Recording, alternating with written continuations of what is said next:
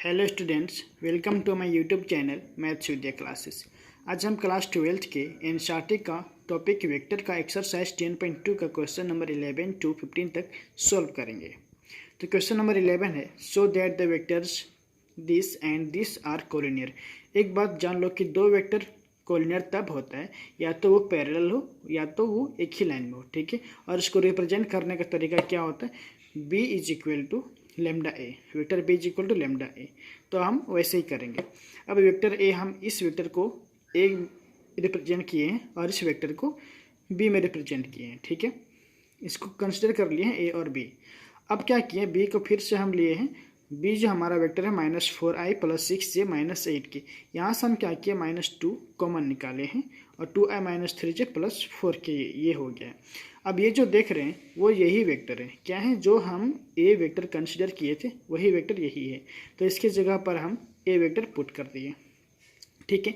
अब ये क्या हुआ, this is in the form of b is equal to lambda A, इसी फॉर्म में है। अभी हम जस्ट बोले थे कि दो वेक्टर को अगर कोलिनियर दिखाना हो तो उसको इस तरह से रिप्रेजेंट करते हैं, ठीक है। तो जहाँ पर हमारा लेमडा इक्वल टू क्या है, -2 है, hence the given vectors are collinear, ठीक है। नेक्स्ट हमारा क्वेश्चन है question number 12 and this is find the direction cosines of the vector i + 2j + 3k, ठीक है।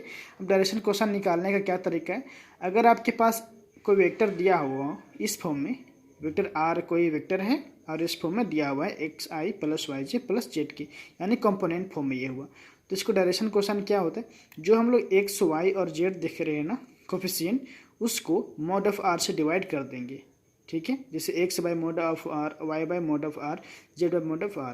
तो ये जो आप देख रहे हैं ये क्या हुआ, डायरेक्शन कोसाइंस। तो हम यहाँ भी वही करने वाले हैं। ये जो गिवन वेक्टर है उसको हम एक कंसिडर कर लिए हैं, उसके बाद इसका मॉड निकाल लिए। मॉड निकालने का तरीका आप लोग जानते हो, x² + y² + z² होता है, मतलब i का कोफिशिएंट, j का कोफिशिएंट और k का कोफिशिएंट, ठीक है। तो इसका हम स्क्वायर कर दिए हैं। स्क्वायर करने पर इसको ऐड करेंगे तो ये आएगा हमारा 14। देन उसके बाद डायरेक्शन कोसाइंस ऑफ a, मतलब यहाँ पर क्या होगा, वेक्टर a, ठीक है, वेक्टर a।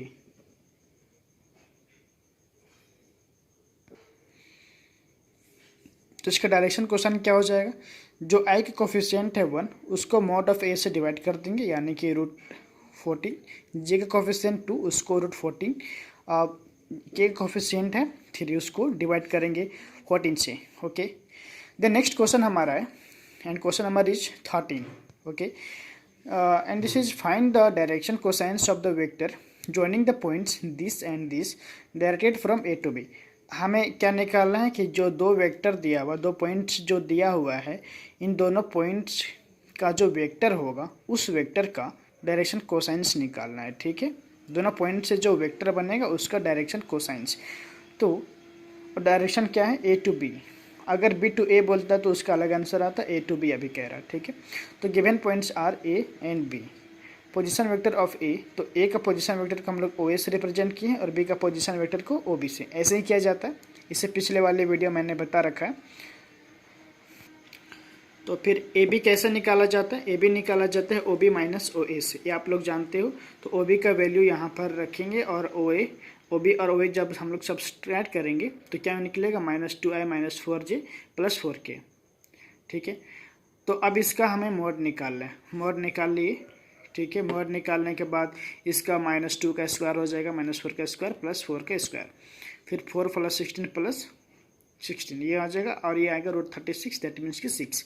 तो यही होता है कि डायरेक्शन क्वेश्चन निकालने का क्या तरीका होता है कि जो भी आपका वेक्टर हो उसका कोफिशिएंट को ले लो और उसको मोड ऑफ दैट वेक्टर से डिवाइड कर देंगे। तो जो हमारा वेक्टर है ये है i, इसका कोफिशिएंट क्या है, -2 है, उसको हम mod of A B that is की 6 से डिवाइड करेंगे। इसका कोफिशिएंट है -4, इसको 6 से डिवाइड करेंगे और इसका कोफिशिएंट है 4 और इसको करेंगे 6 से डिवाइड, ठीक है। तो ये हमारा आ जाएगा result and this is the final answer, ठीक है। ये तो आपको निकालना था।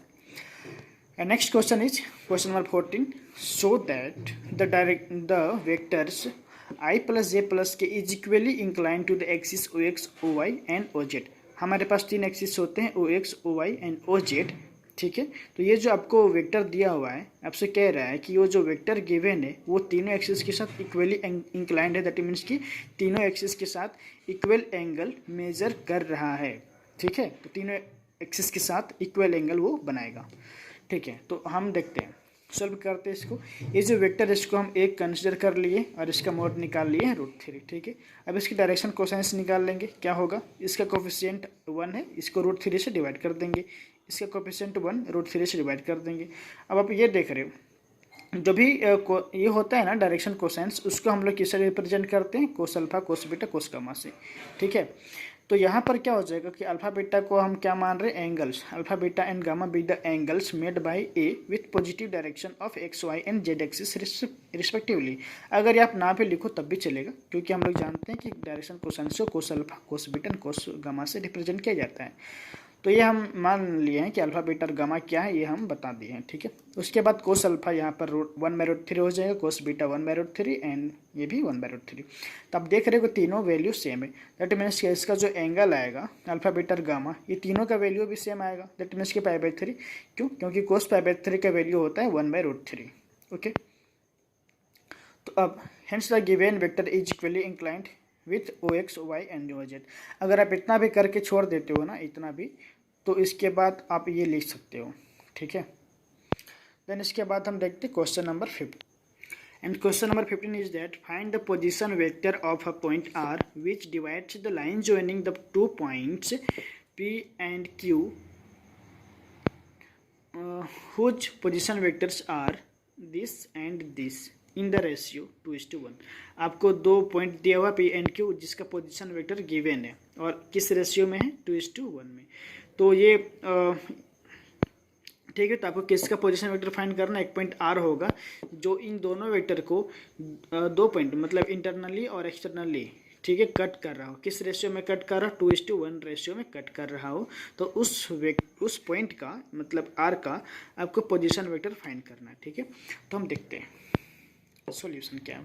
Position vector of P and Q are given as, तो ये तो क्वेश्चन में ही गिवन था। इसको हम P का पोजीशन वेक्टर का हम OP से रिप्रेजेंट करते हैं, जैसा कि हम लोग जानते हैं OP लगा देंगे वेक्टर का साइन दे करके, और इसको कर दिए। और हम इस वेक्टर को A कंसिडर किए हैं। देन Q का जो होगा पोजीशन वेक्टर उसको हम B मान लिए हैं, और ये हो जाएगा हमारा दिस। ठीक है, ये जो कि गिवन था। अब फर्स्ट हमें क्या निकालना कि इंटरनली, जब इंटरनली R जो है वो इंटरनली कट कर रहा हो PQ पॉइंट को। ठीक है, तो जो ग्राफिकली हम देख रहे हैं कि P यहाँ पर है और Q यहाँ पर है, तो जो वेक्टर गिवन था उससे हम पॉइंट निकाल लिए हैं। ठीक है, यहाँ पर जो कोफिशिएंट है ना, I का 1, J का 2 और K का -1, तो 1 to -1 कर दे, उसी तरह से यहाँ भी कर दिए हैं। तो PQ, अब देखो इसका जो रेशियो होगा ना, क्या है हमारा जो पॉइंट है वो क्या है, PQ हमारा ये जो पॉइंट है। ठीक है, अब उसको ये जो R है वो कट कर रहा है, तो किस रेशियो में होगा, PR और RQ। तो PR और QR जो भी बोलो, PR और QR जो होगा वो 2:1 का रेशियो में है। ठीक है, तो PR जो होगा 2 रेशियो और RQ 1 रेशियो में, ये है। ठीक है, तो पोजीशन वेक्टर ऑफ R जो होगा इसका, इस पॉइंट का जब पोजीशन वेक्टर निकालेंगे वो क्या हो जाएगा, OR होगा। और इसका जो फॉर्मूला होता है वो ये होता है MB + NA/M + N, और M जो होगा वो PR का ये होगा। ठीक है, PR का रेशियो और N है RQ का रेशियो। ठीक है, B जो होगा वो सेकेंड वेक्टर और A होगा फर्स्ट वेक्टर। ठीक है, तो MB + NA/M + N ये होगा। ठीक है, तो M की जगह पर 2 रख दिए हैं, और B का जो वेक्टर है वो उसको हम पुट कर दिए। N के जगह पर 1 है तो 1 रख दिए, और जो A का वैल्यू है, A का वेक्टर उसको रख दिए, ऐड कर दिए। उसके बाद 2 से मल्टीप्लाई कर दिए और 1 से मल्टीप्लाई कर दिए। ठीक है, देन इसके बाद हम लोग जब इसको सम करेंगे, कैलकुलेट करेंगे, तो ये हमारा इतना आ जाएगा। ओके, बाय में 3। इसके बाद इंडिविजुअली डिवाइड कर दिए, -1/3 I + 4/3 J + 1/3 K। तो ये हो जाएगा किसका पोजीशन वेक्टर, इंटरनली जब कट कर रहा हो PQ को, तब ये पोजीशन वेक्टर है, और ये रहा हमारा आंसर। सेकेंड क्या है, सेकेंड है एक्सटर्नली जब कट करता हो R, जब PQ को एक्सटर्नली कट करता हो। अभी हमने देखा था इससे पहले क्या था कि इसमें जो रेशियो था वो 2:1 था, R इंटरनली कट कर रहा था, मतलब PR था 2। अभी भी इस केस में भी हम वही करेंगे, R जब एक्सटर्नली भी कट कर रहा हो तो हम जो PR है हमारा उसको 2 लेंगे, PR 2 रेशियो, और PQ जो होगा उसको 1 रेशियो। तो the ratio is PR/QR and this is 2/1। That means कि M इज इक्वल टू 2 मानेंगे और N इक्वल टू 1 मानेंगे। ठीक है, तो position vector of R is given by OR ये होता है। ठीक है, अब इसका जो फॉर्मूला है ना, सेम एज दिस फार्मूला। ठीक है, इंटरनली जब कट करता है उसी तरह से, बट डिफरेंस क्या है कि बस यहाँ पर नेगेटिव आ जाएगा इस वाले में, एक्सटर्नल जहाँ पर कट करता हो तो उसमें नेगेटिव आ जाता है। ठीक है, नेगेटिव आ जाएगा, बस इतने से फ़र्क है।